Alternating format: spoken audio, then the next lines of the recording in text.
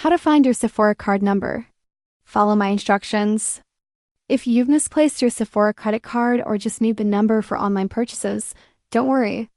You can recover or view your card details quickly using the right steps. This works whether you have the Sephora Visa credit card or the Sephora store card. Start by going to the Community Bank website for Sephora cards. You can also use the Community mobile app if you prefer your phone. Make sure you have a stable internet connection before logging in. Log in with the username and password linked to your Sephora credit card account. If you've forgotten your login details, click Forgot Username or Password and follow the reset steps. Once you're in, go to your account overview page. For security reasons, most banks will not display your full card number online. However, you can find the last 4 digits in your account dashboard or on recent statements.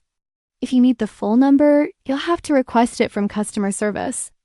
Call the number on the back of your physical Sephora card or use the secure messaging option in your account. They may verify your identity with personal details or security questions before providing it. If your card is lost or stolen, ask for a replacement instead.